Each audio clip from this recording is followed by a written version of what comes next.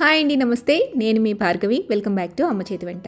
ఈరోజు వీడియోలో రంజాన్ అలాగే సమ్మర్ స్పెషల్గా మీకు ఒక మంచి టేస్టీ డ్రింక్ రెసిపీని షేర్ చేస్తున్నాను. ఫ్యామిలీ అంతా కూర్చుని ఎంజాయ్ చేయగలిగే సింపుల్ టేస్టీ డెలిషియస్ డ్రింక్ అనమాట. అంతేకాదండి, హెల్దీ అలాగే ఎనర్జెటిక్ రెసిపీ ఇది. మహబత్ కా షర్బత్. చూస్తుంటేనే నోట్లో నీళ్ళురుతున్నాయి కదా. ఈ డ్రింక్ ని మనం పుచ్చకాయతో తయారు చేస్తాము. 2 నిమిషాల్లో ఈ రెసిపీని అయితే తయారు చేసుకోవచ్చు. బట్ టేస్ట్ మాత్రం నెక్స్ట్ లెవెల్లో ఉంటుంది. మరి అస్సలు ఆలస్యం చేయకుండా క్విక్గా ఈ రెసిపీ ఎలా చేసుకోవాలో చూసేద్దాం. ముందుగా ఈ రెసిపీ తయారు చేసుకోవడానికి 1/2 లీటర్ కాచి చల్లార్చిన పాలని ఒక బౌల్లోకి తీసుకోండి.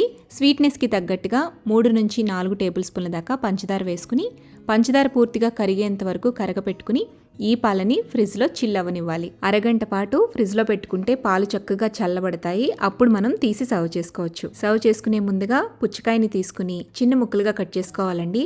ఇక్కడ మీకు ఒక చిన్న టెక్నిక్ చెప్దాం అనుకుంటున్నాను. అదేంటంటే, మనం పుచ్చకాయ తినేటప్పుడు టేస్ట్ ఎంత బాగుంటుందో అందులో ఉండే సీడ్స్ తీయడం అంత కష్టం అనిపిస్తుంది కదా. సో ఇక్కడ ఈజీగా పుచ్చకాయలోంచి సీడ్స్ని ఎలా సపరేట్ చేయాలి అనేది చెప్తాను. ఫస్ట్ వాటర్ మిలన్ని ఇలా మూన్ షేప్లో కట్ చేసుకోండి. కట్ చేసుకున్న తర్వాత లోపల ఉండే పల్ప్ని మాత్రమే నైఫ్తో సపరేట్ చేయండి. ఇక్కడ సీడ్స్ ఉండే లైన్ కనిపిస్తుంది కదండి. సో ఎగ్జాక్ట్గా లైన్ ఎక్కడి వరకు అయితే ఉందో అక్కడికి మధ్యలోకి బ్రేక్ చేయండి. ఇప్పుడు 2 సైడ్స్ కూడా ఇలా సీడ్స్ సపరేట్ అవుతాయి అన్నమాట. మీరు నైఫ్ కానీ లేదా స్పూన్ కానీ తీసుకుని ఇలా ఈజీగా స్క్రేప్ చేసేస్తే మొత్తం సీడ్స్ అన్నీ కూడా వచ్చేస్తాయి. ఇదే ప్రాసెస్లో వాటర్ మిలన్లో మీకు ఎక్కడైతే సీడ్స్ లైన్ కనిపిస్తుందో అక్కడ బ్రేక్ చేసి సపరేట్ చేసేసుకోవటమే. ఇలా చేయటం వల్ల టైం అనేది సేవ్ అవుతుంది. అలాగే మనం షర్బత్ తాగేటప్పుడు మధ్యలో గింజలు తగలకుండా ఉంటాయి. అండ్ మీరు వాటర్ మిలన్ జ్యూస్ చేసుకునేటప్పుడైనా ఈ టెక్నిక్ మీకు బాగా హెల్ప్ అవుతుంది. అగైన్ మీరు ఫిల్టర్ చేసుకోవాల్సిన పని ఉండదు. ఇలా సీడ్స్ సపరేట్ చేసేసుకున్న తర్వాత ఇప్పుడు ఈ వాటర్ మిలన్ని చిన్న చిన్న పీసెస్ లాగా కట్ చేసేసుకోండి. కట్ చేసుకున్న ముక్కలన్నింటినీ కూడా ఒక బౌల్లోకి వేసుకుని పక్కన పెట్టేసేయండి.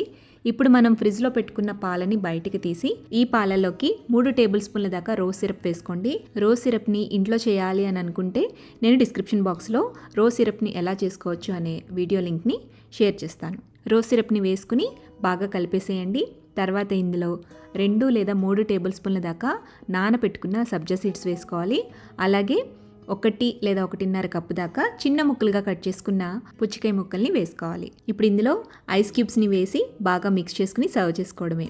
ఇంకా ఇది ఎక్స్ట్రా డెలిషియస్గా అండ్ హెల్దీగా చేయాలి అంటే ఇందులోకి 2 లేదా 3 టేబుల్ స్పూన్ల దాకా నానబెట్టుకున్న ఆల్మండ్ గమ్ గోందకతీర వేసుకోండి. అలాగే సన్నగా కట్ చేసి పెట్టుకున్న 2 టేబుల్ స్పూన్ల దాకా డ్రై ఫ్రూట్స్ని కూడా వేసేసి బాగా మిక్స్ చేసుకుని సర్వ్ చేయండి. అంతే, సో డెలిషియస్గా సింపుల్ అండ్ ఈజీ క్విక్గా అయిపోయే మొహబత్ కా షర్బత్ రెడీ అయిపోయింది. మీకు ఈ రెసిపీ ఇంకాస్త రిచ్గా కొంచెం థిక్గా కావాలి అనుకుంటే కనుక పంచదారకి బదులుగా కండెన్స్డ్ మిల్క్ వేసి చేయండి, ఇంకా బాగుంటుంది. మరి డెఫినెట్గా మీరు కూడా ఇంట్లో ఈ మొహబత్ కా షర్బత్ రెసిపీని ట్రై చేసి టేస్ట్ చేశాక మీ ఫీడ్బ్యాక్ని నాతో షేర్ చేయండి. వీడియో నచ్చితే లైక్ చేయండి. మీ ఫ్రెండ్స్కి, రిలేటివ్స్కి కూడా షేర్ చేసి మరెన్నో క్విక్, ఈజీ, టేస్టీ రెసిపీస్ కోసం అమ్మ చేతి వంట ఛానల్ని సబ్స్క్రైబ్ చేయడం మర్చిపోవద్దు.